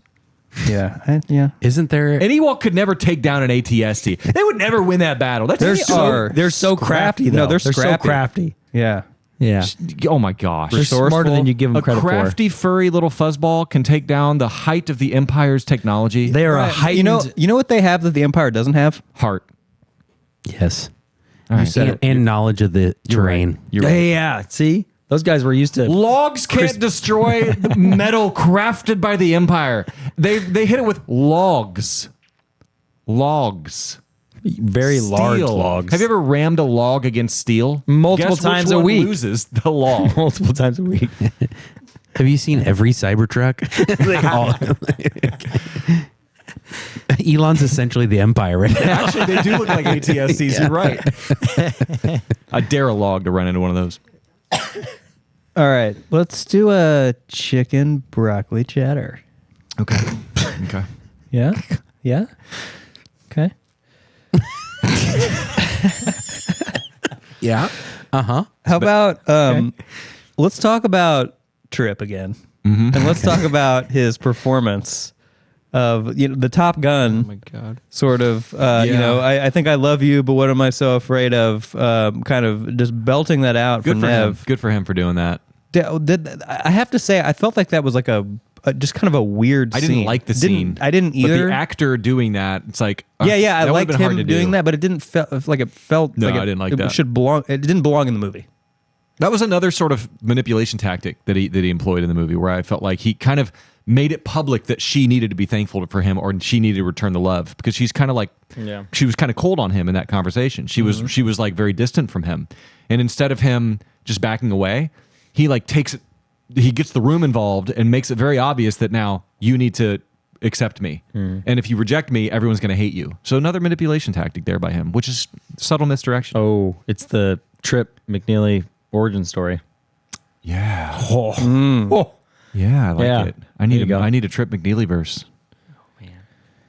All right, this one is just chicken, and I Just a hunk of chicken inside of chicken. inside of a pastry. yeah. Yeah, is Like it a shredded or is chicken it pot solid pie? chicken breast? They don't make this. No, flavor. they shred it. Okay, Is it just called chicken it's just bouillon? shredded plank chicken. There's a season. It's also a secret. salt, It's no a pepper. secret, recipe from Grandma. It's got some sodium in it, and it's got some. Is there sauce I don't on know. it? What is happening? Did they sell this for like from 1 year from like 1980 is to it dry as 1983? fuck? It's just chicken, guys. This is going to be a Jeez. terrible. It's just chicken. That's why it's not. It's not a great question. I love or that we topic. just talk about Hot can you Pockets make the now. question match? This is no longer a Sure, movie yeah, podcast. This seems like chicken to me. Thank Okay, you, well, thank so- you, Hot Pocket, for liking our posts on social media. I really appreciate you guys. Yeah, Hot Pocket. We will eat Hot Pockets on air. Yep. The whole time. We already did before we were on YouTube, so you can listen to us eat them on one of our How many episodes. would we do if Hot Delicious. Pocket supplied the Hot Pockets? Okay. What, 3 apiece? For life, Over the no. During the over the course of the episode, will you eat 3 delicious person? barbecue recipe beef? 3 is like a serving and per a half. person I don't is know, that aggressive. feels- That's got to be Yeah, aggressive. no, easily. I go person, 2. yeah. I could do. Easily. I would do 2. Yeah. I mean, granted, I did eat 2 2? the last time we did this. Okay. I just want to know what we Depends. want If to. it's just chicken, maybe half. But it's a lot of chicken, cheese, If we're doing ranch you're blasted, I think I might be able to do more. I don't want more chicken. That's Sorry. not what I'm saying. Look, I want more Hot Pockets. I just don't want I'm chicken. just trying to get us more Hot Pockets for free. So Okay, whatever it takes. whatever it takes. All right. What's this going to be? So Neve Campbell, what's her name? Sidney. So she just happens to be in a play where everyone stabs her. That's a little on the nose, even for this movie, even for this film. And the way they kind of like tied that all back. Brian, I agree with you. That was kind of I thought the sequence was kind of interesting a couple of times, like the final sequence where they're running around the stage again. But generally speaking, it was pretty stupid, and it was just all the setup for it. And the first stage, it was not good. That was probably one of the worst parts of the movie. And the theater coach guy had that. They had that whole scene where he's like sort of telling her she needs to like, face her demons and do all of that. And I almost feel like that was like a studio note, like they had to like shoehorn that in because like it didn't make sense. Like this person who's been traumatized by literally being chased by someone stabbing her. Hey, you be the star of a play where there's 10 people stabbing you. I know. I know. It's just like channel it. It's just like the classic. Face your demons. Hey, theater guy, choose any other person to play that role than the person who was literally stalked last year by. You want her to be one of the people stabbing? Actually, that'd be great. Yeah, she should be the killer. Maybe wouldn't that be a cool twist if she was the killer? We thought she was the victim. Hey, I did say that at one point while watching this. So,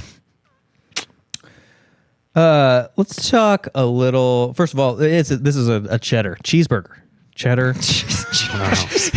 He was gonna just say cheddar. And he realized you can't just do a one ingredient hot dog. You realize how badly I learned my lesson with chicken. I learned my lesson with cheddar cheeseburger. That's right, cheddar cheeseburger, bone dry chicken and cheddar cheese. Just chicken by itself. Let's talk the Jamie Kennedy experience. Yeah. Oh my god.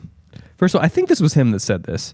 Didn't he say when asked what his favorite scary movie was? Didn't he say Showgirls? Showgirls. He said Showgirls. It was absolutely horrifying, and I laughed a lot at that. Good, yeah, funny. That was one of the funny, one of the moments of levity.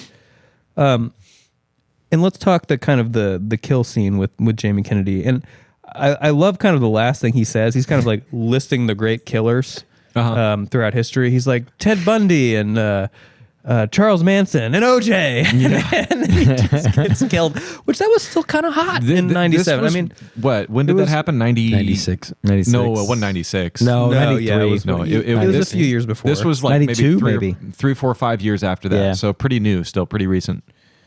Yeah, I thought that was just a little silly. Yeah. But yeah, that the way he's kind of pulled into the van in broad daylight and whatever. I mean, I guess you were saying people kind of had a problem with that scene. I actually thought that was 95. Wildly interesting. 95. Okay, let me just set that scene up for you in case you guys forgot. They're out in broad daylight in the middle of a courtyard in college, and they get a call from somebody who says, I'm watching you and I know what you're doing, and they prove it by describing what they're doing, right? They all of a sudden all turn around and they're trying to see who this person is. Okay, what's the one thing? Okay, let's say there's little groups of people, like a couple people here, a couple people there, a couple people here. That's the entire setting, with one exception: a white van with no windows. Right. Okay, That's been there all week. Where do you been there not all week go? though? Don't go stand right next to that white van. Come on, I mean, come on. Yeah. It was too much. Tough. That was also- a brutal kill though. It was brutal. Yeah, But also, there's no windows, so how the fuck are you supposed to know that they're, you know? No, there was a window. He got smashed against one. It was I know, but tent. it was one of those white utility vans that's always going to be suspect wherever it is. You know, it's like blocked on 3 sides or whatever. It's like that is the conspicuous thing here. Which is just, I mean, it's funny because it's the news van that's supposed to be catchy. Can I give a kind of a Hot Pocket news update? Oh, what do we got? Did they just text us? I just got word. Did we get a sponsorship? I just got word. Sponsorship in my ear here. Actually, not great. Not great news. Oh no. We've just heard this. Oh, great. I don't know why this is funny. It's not. Just got word though that the chicken bacon ranch, it may be discontinued. Oh no, that was our first one. Shit, it can't be ranch blasted anymore. Oh boy, it's a big problem. I don't even know. All right, Healthy Choice, we're coming after you next. Can we even be sponsored by Hot Pocket anymore if they're not going to make chicken? I mean, just chicken bacon ranch. Just feel how it rolls off the tongue. Chicken bacon ranch. Chicken bacon ranch. Chicken bacon ranch. This is really the more you say it. How do you discontinue chicken bacon ranch? Chicken bacon ranch. This is hard. This is hard. Are they just doing just straight Gris. chicken? They went. Maybe we needed to go straight chicken. God. Buffalo style. Yeah. Buffalo style chicken. If they replace it with the buffalo chili cheese that you concocted, which I still don't think that's flavor profiles work, but I believe you and trust you. Buffalo chili cheese. If they replace it with that, Is then that with I'm chicken okay. or beef? Both. It's chicken. It's chicken and beef. Oh my god! How do you, wait? What It's are you? Get to it. Get beef to it. chili. So you have one pastry And that buffalo contains chicken. within buffalo chicken and Can chili someone cheese. pass me beef. some No. whiskey? Okay, I need look. more whiskey. This is The pastry includes buffalo chicken. This is got you, easy. man. This is simple. Walk into camp. Keep going. I got. Gris. Pass me. Can't. This is super easy. It's two things. There's buffalo. fuck me. There's buffalo chicken inside, and it's kind of drizzled in a delicious beef chili cheese sauce. Oh my The god. beef chili cheese is the sauce. It's kind That's of a like whole different thing. no. The buffalo chicken just kind of swims in the sauce. That's no. I'm not buying it. There's not a chance that this heats up well in the microwave. It's not like peanut butter and jelly where they go together. This is an oven. It's like mayonnaise and First of all, what kind of caveman heats up a hot pocket in the microwave? Oven only on 375. we've learned this. It's 2024. They're using air fryers. Oh no, now. or was it 410? No, I think it was 375. Oh my April God. 375. April really did it right. Oh, fuck me. Slow burn. Let's be missed the honest. We still have another 34 minutes of the movie. I missed so, the yeah. I missed the slow burn days. So do I. now we've painted ourselves into a corner. I don't know where we go from here. We go. We've got this We devastating go- news but from Hot Pocket Incorporated. We go. Hot Pocket HQ. And now, what do we do? Hot Pocket is telling me right now to move on to beef taco. Beef taco time. Here we go. So yeah, beef taco. It's not my that fun God. with beef taco tonight, but okay. Library scene, guys. Sid's in the library. Her life's being threatened via like AIM or some shit. Did you see that computer interface? Oh man, What'd you think of that? Is that even an interface? It was It looked good, doesn't it? beautiful. Yeah. It was amazing. It was like a DOS BIOS screen. It was. So many colors. And I Yeah. loved. Let's talk about those two. The gentlemen security guys that are being murdered on And let me say, screen right now. Were they Two- FBI? What were they? two top men, Top agents? These are the top men. Yeah. top detectives. They were described as top. top. One of them was a Scorpio, and the Yes, other was a Libra or something. Top men. She knew their So here's what I loved about these two guys. These guys were great. So she's like freaking out. She sees the message on the screen. It's like, I'm gonna fucking kill you or whatever. And they're like, okay, you go over there, and we're just gonna run through the library and just talk to random people while you just go in the You go corner stand by not yourself. the corner, the hall that opens into like a stairwell. Right. You go stand by the shady stairwell. Yeah, and go get assaulted by Cotton. By Cotton for like a half an hour. Yeah, while they just kind of whisk through the library, just like looking at people strangely. It was a very weird moment. Yeah. A beef taco moment. I will say though that I did like the exchange between her and Cotton Weary. I think that was really well done, and I liked how it made him it made him be a suspect somewhat. You know, What do you think Diane Sawyer thought about this? Do you think I she know was just like, woo? They talked about her a lot. They like you think me. they had to? She had to sign off on this to? Oh, I don't think so. No, I don't think so. No, I think they were just Wes throwing just went all for the love it. to Diane Yeah. Sawyer. I mean, do you think Barbara Walters was like offended by this? I wonder Yeah. because they mentioned her a lot, and it was like a huge deal to go on her show. Oh, They were totally. getting paid. And I want to read the little list of pop culture references here. We had Sandra Bullock, Entertainment Weekly, Tiger Beat, Tarantino, which this would have been, before halfway through his career. He's only had like 4 films at this point. Tori Spelling, Diane Sawyer, and Current Edition. This was 1997. There's a lot of pop culture. Isn't it Current Affairs? There's a Current Affair, and then there's Current Edition. Oh, there's a Edition. that's a different This show. was Edition. Current Edition. Yeah. Oh, interesting. I And it was don't on. know if I It knew was that. it was on at 9 a.m. in the dorm room. I just remember like not a Current sure. Affair, like because it's in Dumb and Dumber. It's like, and it had that sound effect, like wow. Yeah, a current affair was definitely a thing. It had an A at the Actually, front. Ben, could you pull that sound effect for a segment? I think that'd be a good one. Actually, that's a great call. Yeah, let's add another segment. That's a great. Well, we still No, have segments we're not- that need. We have Sound. a lot of segments. And We have a lot of segments. Yeah, but that would I'll be a good figure one. it out. Okay. Hey, the more segments we have, the less time we spend on Tharks. So That's a good call. This is a silver lining.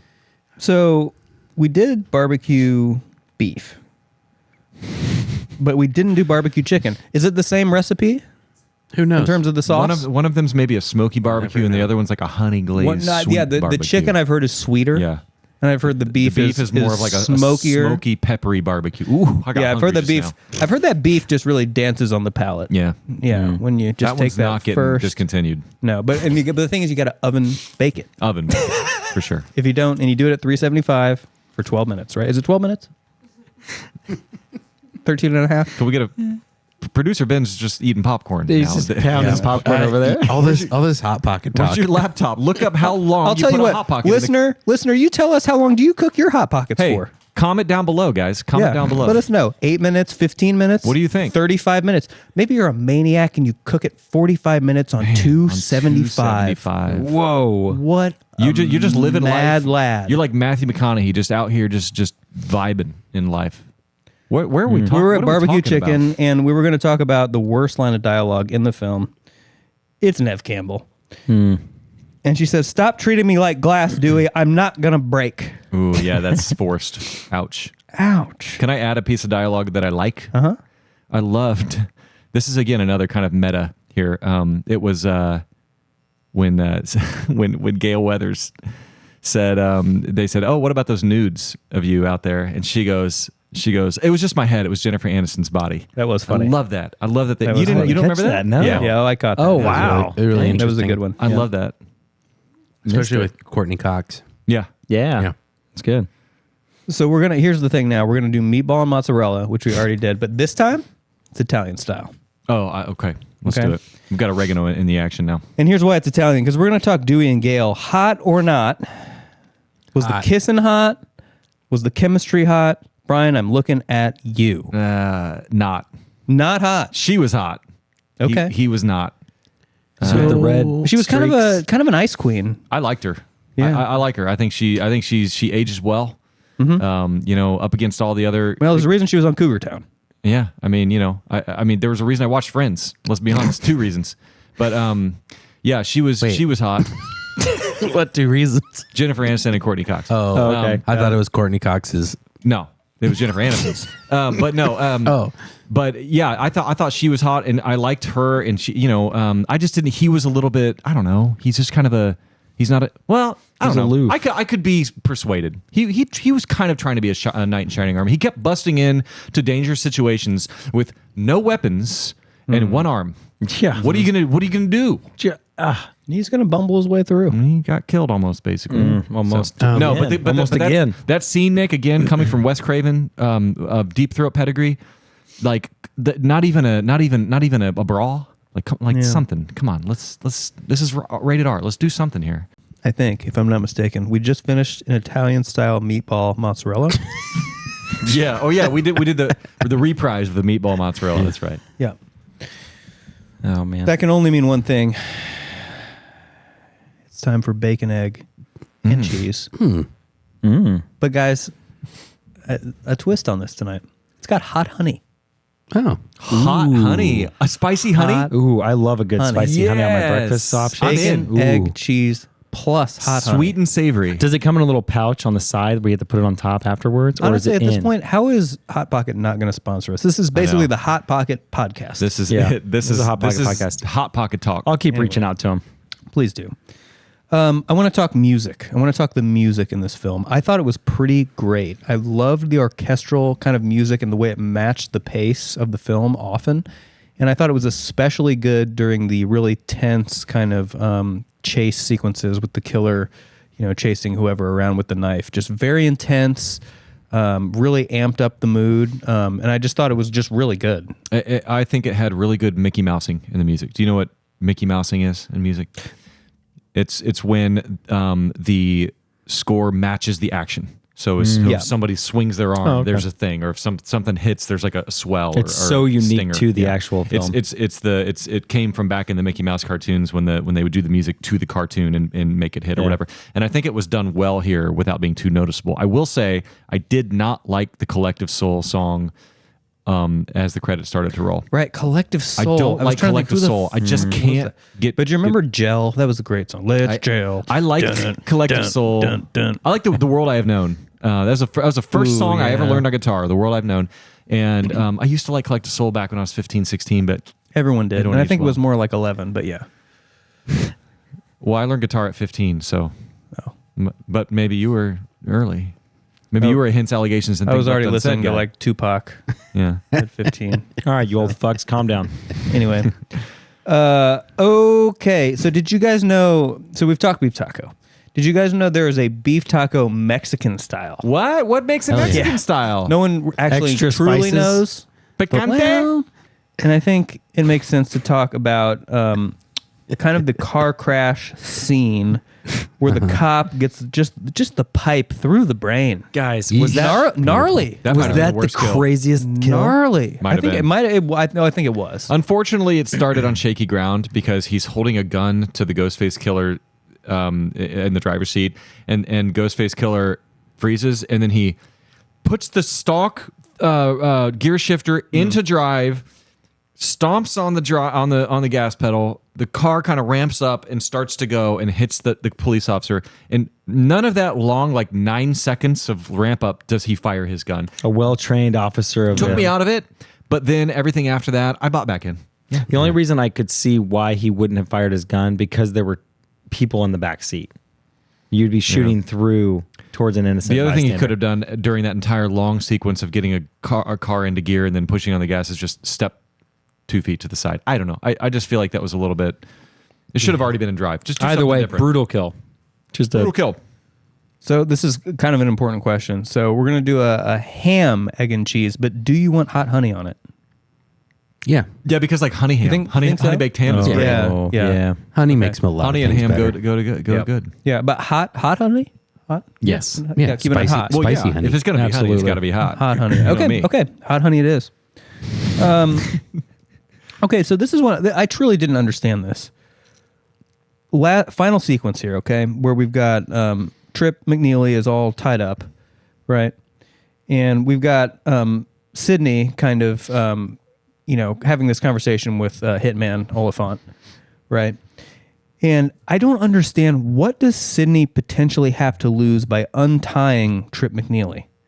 It makes no sense. So- Oliphant's already there. Well, but Olyphant thinks that, or she thinks that he's the Yeah, his she partner. hesitates for a minute. Why yeah. would it matter? Because why wouldn't she just take the chance that he's not? well, because if now- he is, who cares? She's True. already at fucking knife point with this other guy. I just feel like in Gunpoint. her mind, she's thinking Gun and knife. Yeah, Yeah. remember knife to a gunfight. This is the scene that referenced that. But I'm thinking like she's thinking, okay, it's better one killer than two. Maybe she's convinced it's him, and she's like, why untie one of the killers when he's already tied up? But again, you're right. If she was thinking soundly, she would have thought, I'm going to risk it because the upside is huge. There's nothing to lose really, The except for I guess downside you're getting is- killed by two guys instead Right. of one. Or you're just letting two evil guys go. I don't know.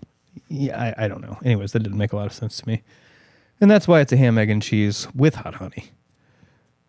They actually do have a chicken and just cheese. I don't know what the cheese is. We have to know what kind of cheese. Yeah, you can't just say we're- chicken and cheese. We're gonna skip that chicken? Yeah, and we're gonna yes. go spinach and cheese because we know what kind of cheese that is. Oh yeah. That's going to be like a white cheddar? cheese. Some kind of a white, stringy, really yummy, delicious artichoke spinach cheese. Yeah, right. Clearly, I know my cheeses. Mrs. Loomis. Appreciate it. A white cheese. So So Billy Loomis's mom, Mrs. Loomis, our killer, Debbie Salt. Debbie Salt. Now maybe I don't. Just talk to me about this. Did no one knew who she was? No one knew what she looked like. No one had any. Yeah. Yeah, no, I'm really asking. There might be a good explanation here. There was a quick explanation that, look, right here as we're watching the scene, she comes out of the doorway on the stage and she says something about, she talks about the plastic surgery, the work she could have done. Does she say that? Yeah. I guess I it's didn't catch so that. awkward and weird because I was like, how did she not notice her ex-boyfriend's mother? Right. You know what I mean? Like, how do you That's not pretty notice? far-fetched. Yeah. You don't even notice her as the news anchor that's also trying to follow the story in the courtyard. So that weird scene just felt really weird. Like, oh, she just got extreme plastic and surgery. even with what a plastic surgery, you shitty can way to usually write tell around it's that. the same person. I'll say this. Yeah. It would have made more sense if this was 20 years later, but this is 1 year later. Yeah, There's no it's way exactly somebody a year assumes later. a completely different identity and changes their entire form and has this whole job and then comes out here and does not get detected. Yeah. So that's a weak link. Yeah. Lazy writing, like I said. That was my big thing. Terrible writing. Yeah. So there's a spinach and cheese, but I think there's also just like a veggie and cheese. I assume it's some sort of veggie medley. No, okay. I'm going to guess like there's a green pepper in there. Veggie medley. I'm Yeah, probably spinach. Maybe even like a little bit of kale or like something that's like really, super green. Would that hold up? Do you think in a hot pocket? Yeah, Kale? kale holds up really well when you cook it down. Okay. Yeah, even better than when you can't. I mean, eating kale raw is a little rough, but when you cook it down into stuff, it holds up. Maybe there's a summer squash. Yeah. Might Boy, you're be. really speaking to my vegan heart over here, Nick. Dang. So the idea of using, once again, we're talking final sequence here. Neve Campbell sort of uses the stage and its props as a weapon to attack someone. I feel a little Home Alone-ish. I feel like there's like a deeper, like a profound meaning to all of this, and I'm not picking it up. I'm not either. I do like it as a mechanic, but I think it was poorly executed. Yeah. There wasn't some bigger, deeper sort of meaning. I mean, there is it some kind of a, she's an actor and she's the main character in her own story, which is a movie And now being made she, about her. And, hey, this is nice because she did the play earlier and there were other people controlling all those things. And now she's controlling those things. 42? 43? 44? You want to go? Ooh, I'm at a 35. Because that's big. That's you just hit it. 36. I go, I mean, we've been talking for a while. I'd say probably 42. I'm going to jump up 7 points for this. All right. That's a lot. Wow. I got to be That's a lot. honest. You lost an opportunity to say 34. just completely sabotaged everything. I had a 0 a couple episodes ago. I can't go too extreme. Okay, 42. I love it. Love it. Yeah. It's a good rating.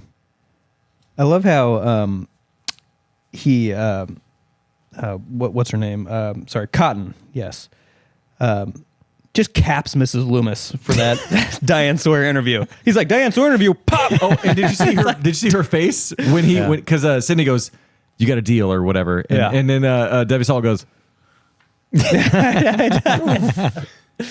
absolutely blasted. Love that. Range blasted. All right, guys. All right, we're gonna finish off here, at least with my Hot Pockets. And this is big news too. We've just got new intel from Hot Pocket HQ. Really? Right. Yes, right from Hot Pocket HQ. Limited edition. They've told me. Is that right? Yeah. Say it one more time. I think limited edition. Okay. I think this is a somewhat limited edition. And at least what I'm hearing now is that it's a spicy Hawaiian style pizza. What? Oh, I'm in for that. It's got Canadian bacon, pepperoni, pineapple, mozzarella cheese, and it just says sauce. Sure, that's fine. Just a sauce. Hey, if you put Doesn't the word matter. spicy in front of it, remember the one that was just chicken? Oh yeah. If you would have said spicy chicken, Totally I would have been different. like, "Yep, I'm in." Oh, and I didn't even mention the jalapenos. Jalapeno. Go day. Okay, what's this going to be? And here it is. I just want to point out how the women in this movie just beat a lot of ass. Yeah, they sure do. Yeah. They great. sure There's punching do. and A lot of Kicking, punching, Throwing throwing ferns shit, at. just beating it. And Yeah. an old hitman, Olyphant, Olyphant he got his really ass just beat gets in that last scene. pounded. yeah, he does. Yeah, he by both Gail. Gail gets a couple of nice shots in, and she does that move where he's on the other side of the pillar and she grabs both arms and pulls his face. She does that one, and she also what a gives him a move. really good in the kind of the recording studio. Just gives him a really good whack. Yeah. just one time, and of course, Neve Campbell, Sidney. She's channeling those Linda Hamilton, right? Vibes. Yeah, he calls her Which Linda he Hamilton. calls that out. yeah. Another pop and culture she very reference. much is. She's there. Yeah, very tough, kicking a lot of ass. And yeah, very cool. Okay, those are the Hot Pockets I have. I don't know if there are any Hot Pockets remaining, and I hope not, because No. Those are all great. we've got left is chili cheese dog. Those are great. You did great, Nick. Okay, I've got nothing. do we want to give some closing thoughts on this fine film? Guys, you turned me around just a little bit on this film. Good. Just out of just pure entertainment. I don't know. It's tough. I think this movie was just awkward in a lot of ways. I didn't see the artfulness that you guys may have seen or the higher meaning behind a lot of it. But overall, I mean, it was very entertaining, fun, goofy, but it was just way too goofy for my liking. It was a self-aware meta sort of sequel that was scary, had some entertaining pieces, had some big holes, but I loved the fact that it knew what it was, and it really channeled what the Scream universe is. It really did not go away from what made Scream what Scream is, and it did what it could with that, and I laud the writers for that. Thanks for bringing back the cast. And yeah, that's enough to get a 65 from me. Yeah, I'll say good slasher movie made better by some smart meta and some interesting dialogue. So yeah, I think that it, like I said, I don't remember, it's been a while since I've seen Scream, but I think this does the franchise justice more or less than as far as I can remember. So yeah, I give it a pretty solid recommendation if you like this kind of movie. Mm-hmm. If you're into this kind of thing and you're kind of and I would also say if you're just like a fan of film, like horror films, in general, there will be things to like about this movie. And let's also say it's a slasher and there's blood and there's violence, but there's not gratuity. It never goes too far and gives you something that just makes you turn away. And I mean, the pipe through the dome, that was rough. Do we feel like this was worthy of the R rating? Oh yeah. Okay, I think definitely. So. Right. I think the violence. I think when you see knives going straight into somebody, you think that's it right there? Yeah, there's just a lot of terror. It's aggressive. Yeah, there's a lot of terror. I will say that Drew Barrymore being stabbed in Scream 1, the slow-mo shot in the non-cutaway of the knife going straight into her. That's still probably my favorite kill on screen of any kill I've ever seen in a movie. None of them beat this. From this Dang, on we're beat about that. to watch Saw, but oh my gosh, no! I mean, there's gruesome killings for sure, but just the beautiful, like they slow-moed it. Like I gotta rewatch Saw. I gotta rewatch Scream. That's bold to shoot that in slow motion. And how do you? And they didn't have CGI, so it was really, really well done. I wonder how many takes they had to do for that. But anyway, if you like this movie, go back, check out at least the first opening act of Scream, and boy, it's perfection. So there's this hot new trend. It's called social media. Gris, tell us about it. Just search us on all the socials. Critical Mass Podcast, Instagram, Threads, TikTok, YouTube. We are now on YouTube. We're doing video. Yes. Yep. It's incredible. Hello, we're figuring it out. Hello, everybody. Yeah. Go to criticalmasspodcast.com. That's your landing page for all the places we're all at. the things. I heard this like legendary developer created it. Mm-hmm. Yeah, this guy incredible. He's kind of a myth. He's really old. He's been doing it for a long really time. Old. Yeah. Really kind old. of some archaic methods he uses, but I mean, it takes him a long time to get up from a couch. There's some great graphic design. I've heard he wears really thick readers while he codes. Perfectly. And I think isn't it on like GeoCities? Not quite. No. No. Okay. It's straight up HTML, CSS. Oh, okay. Hand coded from scratch. Those are letters. ChatGPT. Criticalmasspodcast.com. Yep. All the things. All right, so thank you. Seriously, like and subscribe and comment. Please do. Yeah. Hit those buttons. Yeah, hit the buttons. You see a button on that screen? Fucking click on it. Unless it's another thumbnail to another video. Don't click on that all one. around, all over. There's a card here, like button here, subscribe here, and there's all those comments. Look at all those comments. Yeah, whoa! Hit all our buttons, and we're going to talk to you next time. All right, later. See ya.